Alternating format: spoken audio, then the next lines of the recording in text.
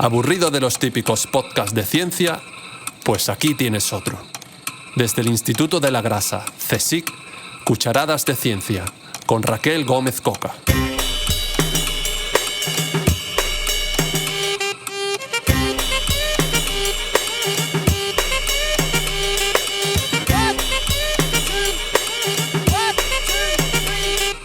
Bienvenidos a Cucharadas de Ciencia, conversaciones desde el Instituto de la Grasa, el podcast donde cada 2 semanas exploramos el fascinante mundo de la investigación en el sector de la alimentación y descubrimos los secretos detrás de los avances más recientes.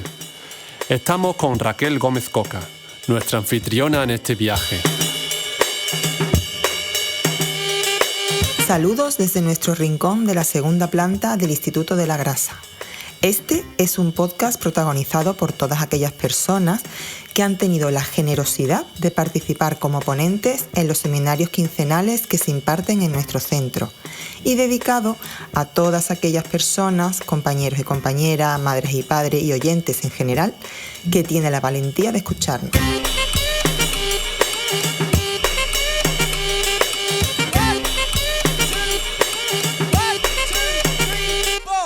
Hoy tenemos con nosotros a Diego Luis García González. Buenos días, Diego.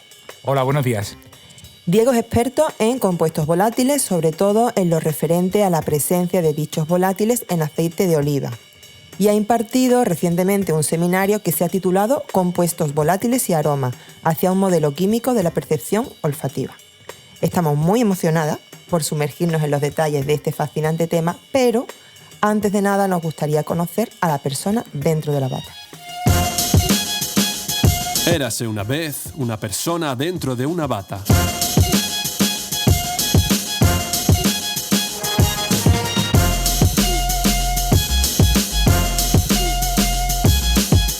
Bueno, pues como acabo de decir, antes de entrar en la perspectiva científica, pensamos que sería interesante conocer a un nivel algo más personal a la persona a la que entrevistamos. Y por eso hemos preparado un pequeño cuestionario. ¿Listo? Listo. Venga, pues dinos de dónde eres, cuál es tu comida preferida y, si te atreves, de qué color es tu pijama. Bueno, pues de dónde soy de Sevilla. Mi comida preferida, tengo obviamente muchísimas comidas preferidas. Podría destacar el salmorejo, que por cierto tiene aceite de oliva, y otras muchas comidas. Y bueno, con respecto al pijama, colores uso mucho, por lo tanto no me puedo decantar por ninguno de ellos. Vale. ¿Y dónde has estudiado? Estudié en la Universidad de Sevilla. De hecho, el doctorado también lo hice en el Instituto de la Grasa, pero con el doctorado de la Universidad de Sevilla. Estudié farmacia, por cierto, y en los estudios universitarios que tengo. Y bueno, ¿y cómo has llegado hasta aquí, al Instituto de la Grasa? Aparte de haber hecho el doctorado, ¿qué pasó? Pues después de hacer el doctorado hice un postdoc en Canadá durante 2 años. Y luego, después del postdoc, volví al Instituto de la Grasa. Tuve un contrato, Ramón y Cajal, que duró 5 años. Luego hubo una extensión también y finalmente saqué una plaza de científico titular. Pero entonces, para que la gente lo entienda, tú estudiabas en la Universidad de Sevilla y ¿cómo conociste que existía el Instituto de la Grasa?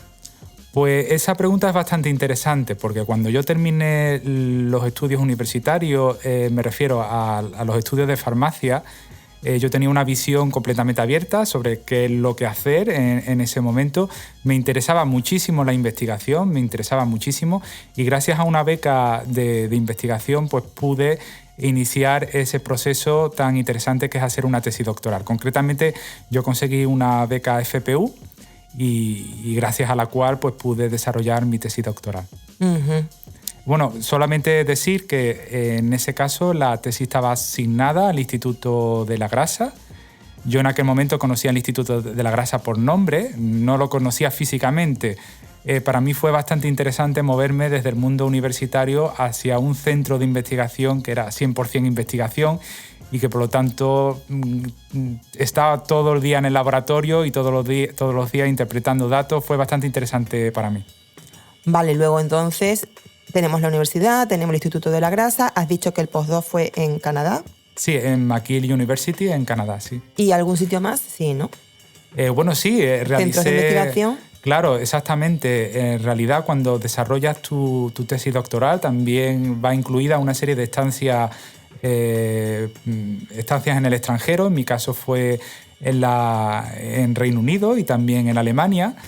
Fue mi primer contacto con la investigación en el extranjero, algo que es bastante interesante para cualquier investigación. Moverse a otro ámbito de trabajo, con otro ámbito de colaboración y también trabajar con otras técnicas, disciplinas, etc. Eso fueron estancias, digamos, dentro de lo que sería tu tesis, pequeñas estancias, ¿verdad? Exacto. Entonces, para que la gente sepa que no solamente uno se queda donde está haciendo la tesis, sino que al mismo tiempo se va moviendo y puedes tener que estar investigando en laboratorios distintos, sí. ¿Verdad? Vale. Y bueno, y supongo que para todo eso a algo habrás renunciado. ¿Has renunciado a algo? Bueno, personalmente siempre uno renuncia a tiempo y cuando uno renuncia a tiempo renuncia a muchas cosas, ¿no? Obviamente cuando uno va entrando en el ámbito de la investigación, uno va entendiendo cuáles son los requerimientos, el sacrificio, el aprendizaje constante, el saber que nunca vas a dominar completamente una temática, sino que siempre tienes que estar mejorando en todos los aspectos, por supuesto el asunto del idioma, mejorar el idioma, comunicación y estar, por supuesto, actualizado constantemente en una o varias temáticas concretas. Estás siempre estudiando. Exacto. Que no se para de estudiar. No se para de estudiar. No se para de estudiar. ¿Y tienes una meta? ¿O tus metas ya están...? Bueno, metas tengo muchísimas. De hecho, mi objetivo es nunca pensar que he alcanzado la meta. Sería bastante triste pensar que uno alcanza una meta, ¿no? La meta, como hablábamos antes, es constante también. Es decir, las metas van evolucionando. Uno tiene siempre metas, podríamos decir, en 3 rangos temporales. Una meta más a corto plazo, a medio plazo y, por supuesto, a largo plazo. Por lo tanto, en investigación siempre uno piensa en largo plazo. Ahí, en el concreto tema de ciencia y tecnología de alimentos, es un tema muy sensible y que va evolucionando y surgiendo nuevos problemas. Problemas en algunos casos analíticos, en otros casos sociales, medioambientales. Y entonces nunca uno para de afrontar nuevos desafíos. Bueno. Y vale, y ahora tú suponte que te dicen que te tienes que reinventar y tienes que cambiar te iba a decir de grupo de investigación, tienes que irte a otro departamento y hacer algo distinto. ¿Qué elegirías? ¿Tienes algo? Tú dices, bueno, pues estoy haciendo esto, pero no me importaría saltar a esta otra rama. Bueno, me interesa mucho el tema de tratamientos de datos y es un área de investigación que cada vez está experimentando un mayor desarrollo y creo que tiene mucha aplicabilidad en muchos campos y concretamente en el mío lo tendría. Por lo tanto, moverse a un ámbito, a un campo muy diferente al tuyo y luego incluso volver, ¿por qué no? Es decir, uno nunca abandona. Yo creo que sería bastante productivo en mi caso. Digo ese como también el tema biológico, bioquímico.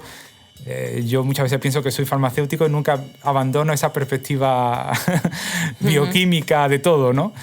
Aunque trabajo sobre todo principalmente en química, pero tener una perspectiva bioquímica también es bastante interesante. Todo el Instituto de la Grasa es química, me parece a mí. Al final todo confluye en la química a pesar de los distintos perfiles que los investigadores tienen. Sí, afortunadamente trabajamos en un instituto bastante multidisciplinar y que cualquier persona tendría cabida aquí. De hecho, aquí ha habido físicos, y los hay, químicos, bioquímicos. Yo creo que somos bastante afortunados en tener un ecosistema científico muy variado. Un ecosistema científico. Está bien esa expresión, está bien. Bueno, y vale, pues ahora suponte que ya no te puedes dedicar a esto, ya no puedes investigar más en tu vida. ¿Cuál es tu profesión? No sé, ¿quieres ser pescador, leñador, algo distinto? Yo creo que incluso aunque cambiara de profesión, hay una forma de abordar diferentes tareas que la propia profesión científica te marca. Tener una actitud crítica, sobre todo el querer mejorar, el ver que se pueden hacer las cosas de otra manera, ese tipo de perspectiva vital, yo creo que también lo aplicaría en otra profesión a la cual me pudiera dedicar. Nunca lo he pensado, pero bueno, en el caso que ocurriera, que espero que no sea así, que siga en investigación, pues yo creo que esa perspectiva científica te marca. Bueno, vale, pues entonces cuando tú hablas de ciencia, que es tu trabajo básicamente, y ya hemos visto que es todo, tú no te sales de ahí, tú debe gustarte muchísimo porque es verdad que se nota cuando hablas que todo lo englobas ahí, ¿no? Debe haber algo que no te guste que te pregunten. Siempre hay algo que una persona dice, ya me está preguntando esto. ¿Hay algo? ¿Te refieres ¿Qué no te al gusta? tema? Sí, ¿qué no te gusta que te pregunten cuando hablas de tu trabajo? Y por tanto cuando hablas de ti, obviamente. Bueno, yo creo que... ¿A qué le tienes manía? Si yo pienso a qué tengo manía, probablemente a una interpretación simplista de diferentes temáticas. Yo creo que no todo es blanco, no todo es negro.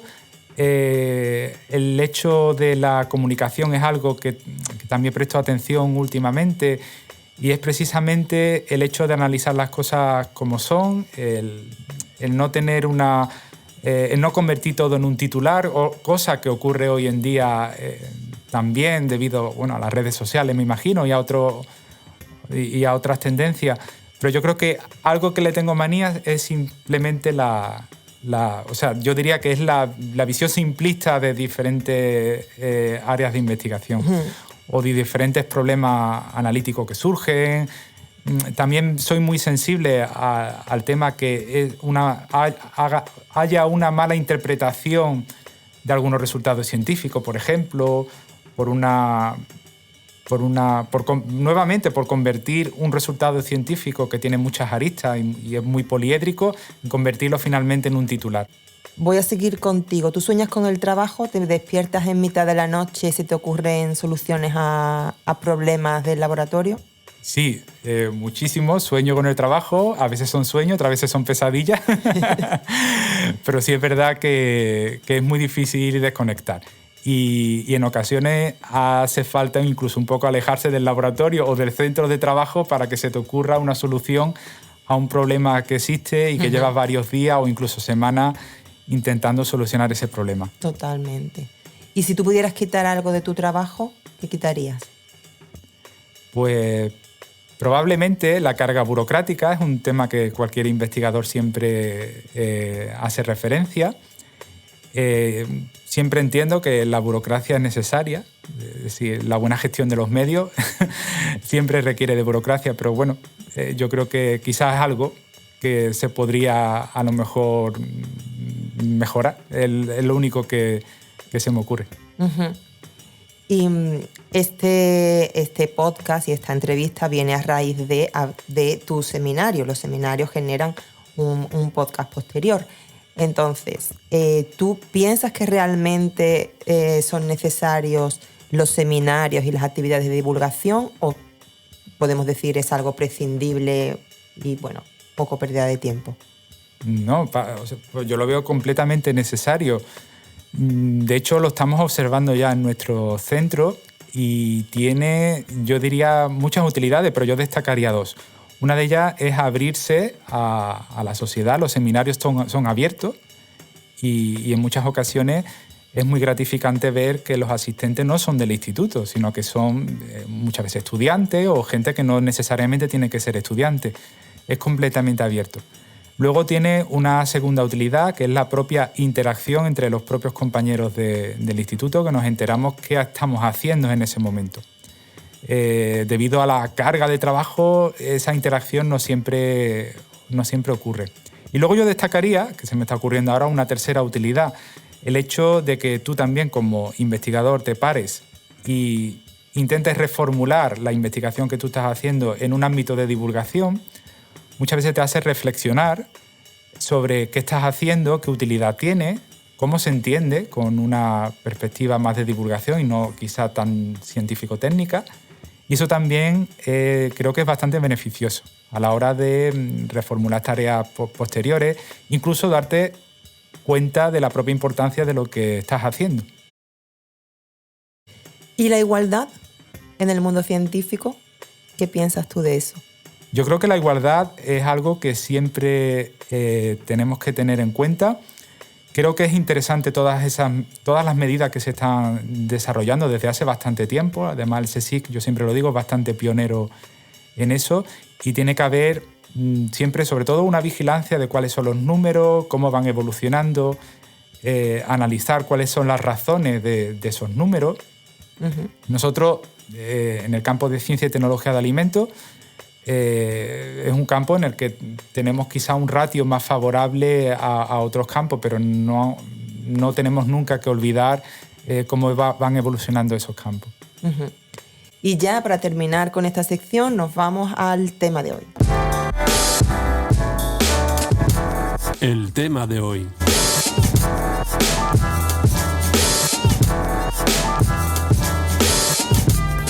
Todo lo que nos has contado obviamente nos encanta porque nos ayuda mucho a conocerte y a ver que, bueno, pues los científicos realmente son personas.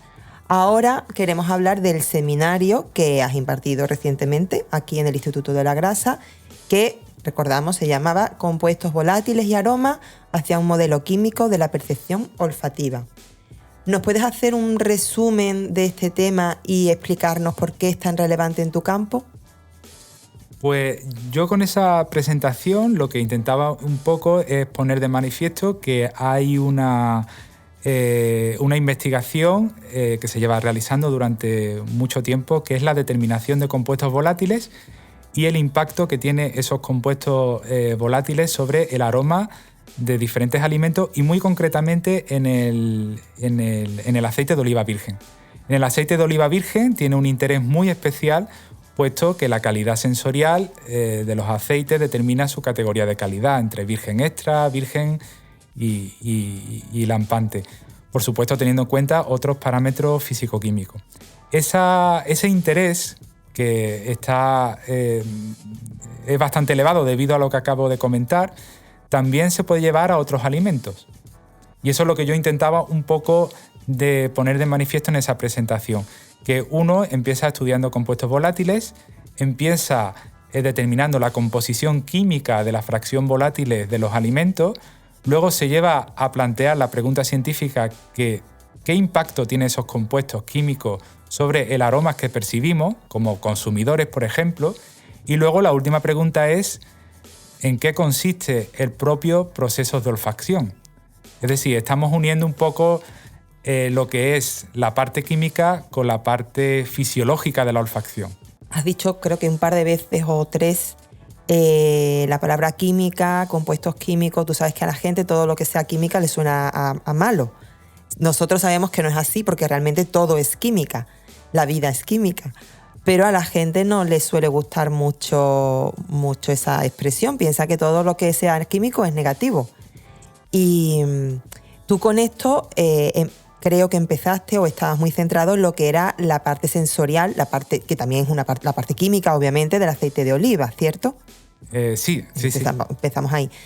Entonces, uniendo conceptos, el análisis sensorial, hay muchas personas que piensan que hay un factor muy grande de subjetividad y que cuando un panel sensorial actúa para determinar la categoría de un determinado aceite, lo hace de manera hedonista, le gusta o no le gusta, y eso hace que sea débil. ¿Tú qué les decimos? Yo sé que no. En realidad, precisamente el método está diseñado para eliminar cualquier componente subjetiva y hedónica. De hecho, la palabra hedónica no debería ni siquiera estar en un análisis sensorial estandarizado como es el del aceite de oliva virgen. El método está diseñado precisamente para tener una respuesta objetiva hacia diferentes defectos sensoriales o atributos positivos, y para ello se hacen diferentes medidas. Una de ellas es, por ejemplo, el entrenamiento exhaustivo de los panelistas. Los panelistas deben estar entrenados para evaluar esas características sensoriales. Entrenar requiere precisamente eliminar cualquier componente subjetiva o hedónica o de preferencia que tenga el propio consumidor, el propio panelista, y determinar de manera cualitativa y cuantitativa esos atributos. Que, bueno, tú has dicho antes que te gustaba mucho el tratamiento de datos. Al final aquí también interviene tratamiento de datos, ¿no? Porque hay una parte estadística que hace que todo esto sea robusto y creíble. Claro. Y que no sea, bueno, pues un panelista que le gusta más el picante o otro que le gusta más el amargo. Ellos simplemente tienen que describir lo que están percibiendo, los compuestos químicos que están percibiendo, ¿cierto? Claro, exactamente. Y de hecho, esa es la razón por la que un panel no está constituido por una única persona, que eso sí sería tener una respuesta en realidad no adecuada. En este caso está constituido por varios panelistas y además hay unas características estadísticas muy exigentes de evaluación intrapanel y de evaluación entre panelistas, de tal manera que incluso si hubiera algún panelista que no diera una respuesta adecuada, eso rápidamente se detecta y se elimina y se corrige.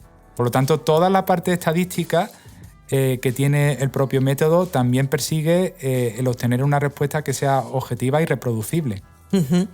Y estos paneles, que son paneles de expertos, se deben acreditarse, ¿cierto? Sí.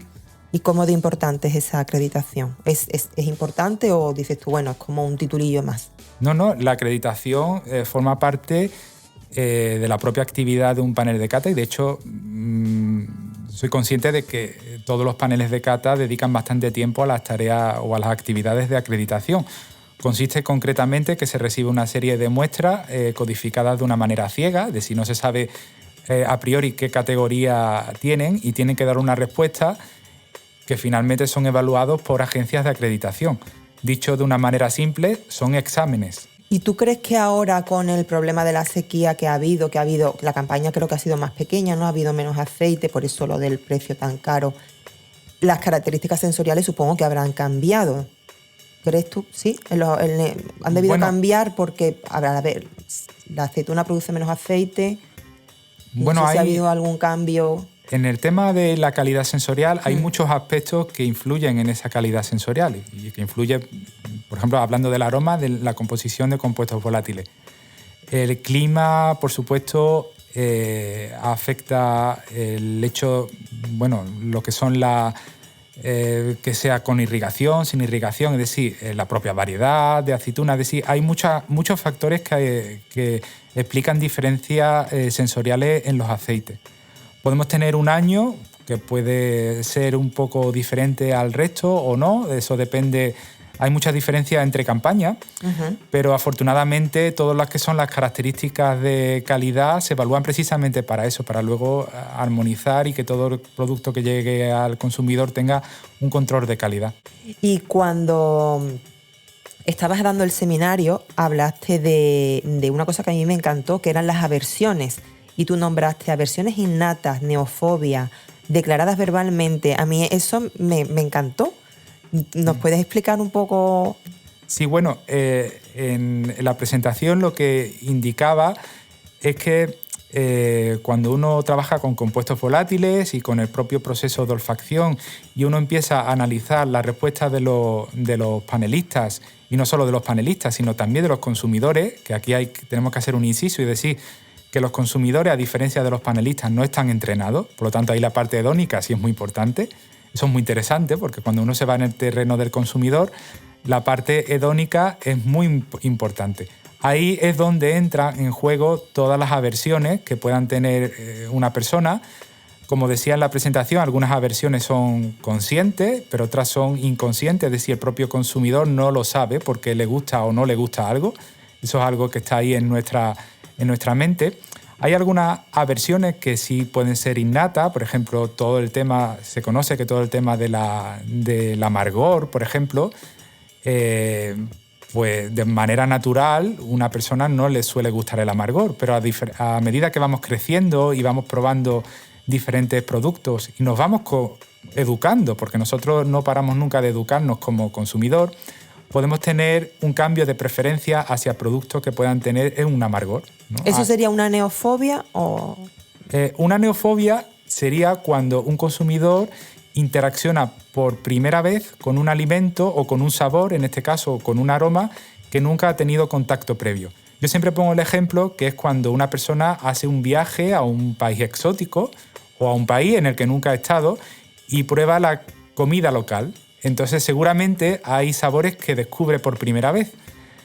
Puede ser que nuestra primera impresión pueda ser una neofobia, es decir, que en principio por lo menos nos choque. No es que no nos guste, pero por lo menos nos choque.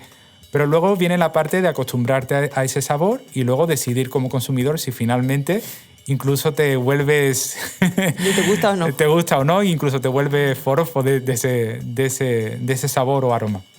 Bueno, entonces, y volviendo a los volátiles del aceite, bueno, del aceite o quizás también porque hablamos de distintos alimentos, ¿podemos decir que una característica o un defecto, cuando encontramos un defecto sensorial en el aceite, se identifica o está unida a un marcador químico, a un volátil predominante o es un conjunto? Cada característica sensorial, ya sea positiva o negativa, está asociada a una serie de volátiles.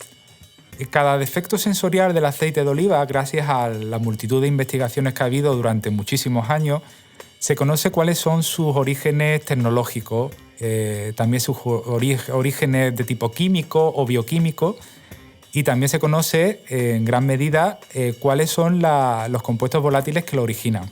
Dependiendo del defecto sensorial, algunos defectos son más complejos o menos complejos. Un defecto, por ejemplo, que es un poco más simple que otros defectos, es el defecto avinado-avinagrado.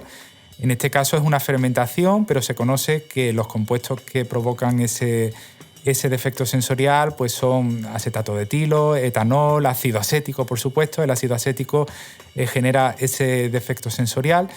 Pero luego, en contraposición, podemos tener, por ejemplo, la rancidez, que genera multitud de compuestos volátiles y, por lo tanto, no hay un único marcador que determina que un aceite es rancio, sino que hay muchísimos. O otros defectos, por ejemplo, el atrojado, que también tiene una composición volátil que lo determina bastante compleja. Por lo tanto, dependiendo del defecto sensorial, pueden tener mayor o menor complejidad. ¿Y el defecto de aceitunas heladas? El defecto de aceitunas heladas es un defecto bastante interesante y de hecho se sigue estudiando porque su origen, y además así se define, es cuando se produce una bajada abrupta de temperatura cuando la aceituna está en el árbol. En ese caso se produce una serie de procesos que cambian el perfil de compuestos volátiles. Es muy interesante, puesto que ese mismo fenómeno, que lo describimos de una manera simple, bajada de temperatura, cuando la aceituna está en el árbol, en realidad puede dar lugar a diferentes perfiles sensoriales, que en muchos casos son diferentes. Puede tener un perfil más jabonoso, un perfil más a madera. Por lo tanto, finalmente los panelistas, gracias al entrenamiento, pueden determinar que esa aceituna es helada. Pero es un defecto muy, muy complejo. Además, aquí hay que tener en cuenta que no solo es complejo con respecto al perfil volátil o con respecto al perfil sensorial, sino que es también muy complejo en su estudio, puesto que es un defecto que ocurre en ciertas partes del año, a final de campaña, por ejemplo, y reproducir una bajada de temperatura en el árbol de manera artificial para un estudio científico no es fácil. Por lo tanto, tenemos que acudir a muestras reales e interpretar qué está ocurriendo o qué ha ocurrido en la aceituna para que finalmente tengamos ese perfil sensorial.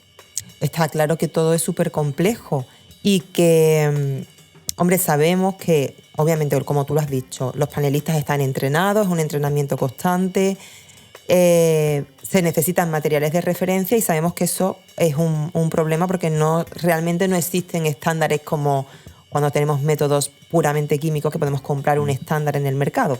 En materiales de referencia para el panel sensorial realmente tú no puedes comprar, cambian de una campaña a otra. Con vuestros resultados y todo lo que vosotros estáis haciendo en el grupo, ¿podríamos llegar a tener materiales de referencias más controlados? Sí, de hecho era uno de los objetivos que se planteó en el proyecto europeo LEON, que era el desarrollo de materiales de referencia haciendo uso de diluciones de compuestos volátiles que se saben que dan lugar a esos defectos sensoriales. Los materiales de referencia que usan los paneles normalmente son materiales reales, es decir, son aceites de oliva vírgenes reales que tienen esas características sensoriales que se usan para entrenar al panelista y para decirle este es el aroma que tú tienes que identificar en las diferentes muestras. El único problema es que a pesar de tener una alta representatividad, puesto que son reales, tiene un problema de reproducibilidad entre campañas. Claro. Es decir, no vamos a tener siempre exactamente el mismo aceite año tras año, puesto que depende de la disponibilidad que se tenga en ese momento. Una manera de solucionar eso es tener un material de referencia sintético que, si bien no tenga esa alta representatividad como pudiera tener un aceite real, sí tiene una alta reproducibilidad en su fabricación, puesto que lo fabricas tú a través de la dilución de compuestos volátiles. Ese es el objetivo que se perseguía. De hecho, una estrategia que se ha propuesto es precisamente la combinación de los materiales de referencia naturales y artificiales. ¿Y ahora mismo dónde estamos? Pues esos materiales se desarrollaron, están desarrollados, de hecho se validaron internacionalmente enviando esos materiales de referencia a diferentes paneles sensoriales del mundo. Están disponibles, se pueden hacer uso de ellos y hay un trabajo en curso en los materiales de referencia, no solo en el sintético, sino también los materiales naturales, precisamente para facilitar a todos los paneles de cata, a todos los paneles centrados en el aceite de oliva virgen, que tenga disponibilidad de esos materiales, tanto los naturales como los artificiales. ¿Y hay alguno que esté ya usándolo, que haya decidido entrenar o reentrenarse? Ahora mismo son unos resultados bastante nuevos, por lo tanto no están, podríamos decir que no están disponibles comercialmente, ¿no? Vale, que no hay una disponibilidad total, que eso lo garantizaría, por ejemplo, una producción comercial. Pero sí, esa idea está ahí y de hecho aprendimos mucho en el desarrollo de esos materiales de referencia precisamente sobre el propio defecto que queríamos emular, que en aquel momento era avinado o vinagrado y el defecto rancio. Uh-huh. Es decir, que el propio desarrollo del material de referencia también llevó a replantear sobre los propios marcadores que producen esos defectos sensoriales. Por ejemplo, un aceite rancio, hablamos de ese defecto sensorial rancio como si fuera un único solo, pero en realidad hay muchos tipos de rancio. Es decir, el propio panelista lo sabe y los jefes de panel lo saben, que el defecto sensorial rancio puede tener diferentes subtipos, ¿no? Y eso también se ve en la composición volátil. Qué interesante todo. Bueno, y ya la pregunta del millón. ¿Podríamos llegar a sustituir al panel sensorial? Yo creo que como una sustitución total, no. Es decir, una sustitución total requeriría desarrollar un método que diera de una manera, reproduciendo exactamente la percepción olfativa humana para decidir la calidad de un aceite de oliva virgen. Yo creo que eso no es posible como una sustitución total.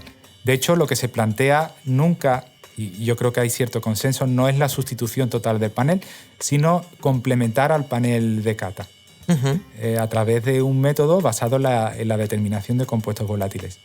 La manera de complementar al panel puede ser antes del panel, por ejemplo, con un estudio de screening de cuáles son aquellas muestras que pasan al panel, o bien después del panel para dar solución a problemas de dudas en la categorización de los aceites. Los que están en la frontera, ¿no? Entre categorías. Exactamente. Y que esos aceites que están en la frontera, algún tipo de información adicional al panel, es decir, no en sustitución al panel, sino adicional al panel, pudieran servir para interpretar por qué algunos panelistas dan una respuesta y otra, o dar algún tipo de luz, ¿no? A la hora de la clasificación de los aceites. Pero sería una estrategia de complementar al panel.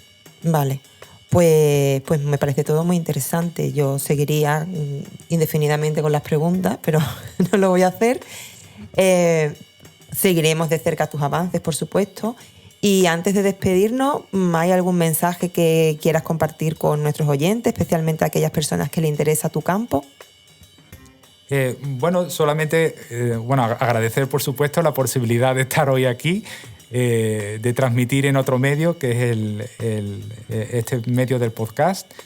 Y como último mensaje es que hay una parte de investigación muy interesante, centrada en la composición química, que como bien decía, a veces se malinterpreta debido a esa quimifobia, pero todos los alimentos son mezclas multicomponentes, podríamos decir, pero que no se nos olvide que esa composición química o esos estudios que a veces pueden resultar un poco áridos en cuanto a la presentación de resultados, finalmente conecta con alimentos reales que disfrutamos y que como sociedad mejoramos año tras año en los aspectos de calidad y de seguridad.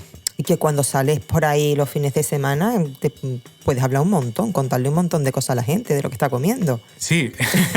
Eso sabe a eso porque... Eso sí, da mucho tema de conversación. Da mucho tema de conversación, efectivamente. Vale. Pues adiós, Diego. Adiós, muchas gracias. Adiós. A contratiempo.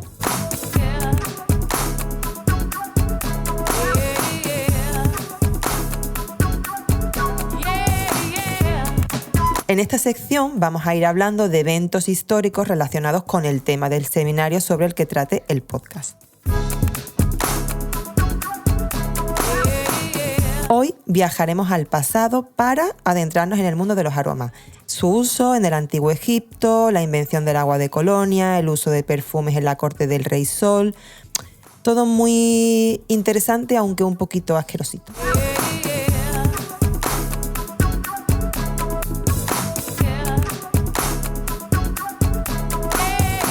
En el A Contratiempo de hoy nos sumergimos más en la rica historia de los aromas, explorando cómo estas fragancias han formado parte de las más importantes civilizaciones a lo largo de los siglos. Partimos desde el esplendoroso paisaje del Antiguo Egipto, donde los aromas eran más que simples olores, eran símbolos de poder y trascendencia. Los egipcios desarrollaron una sofisticada práctica de extracción de aceites esenciales mucho antes de que el mundo moderno los adoptara. Desde el incienso hasta la mirra, pasando por el dulce loto, estas esencias perfumadas eran utilizadas en rituales religiosos, en el proceso de embalsamamiento de los fallecidos y, por supuesto, como perfumes corporales para los vivos. Aunque los egipcios no tenían conocimientos avanzados de destilación para producir perfumes alcohólicos, sí desarrollaron técnicas sofisticadas para extraer y utilizar aromas naturales de plantas, como trigo, lino, flores, raíces, hierbas, frutas, aceites, resinas, gomas, bálsamos, especias, incluso grasa animal.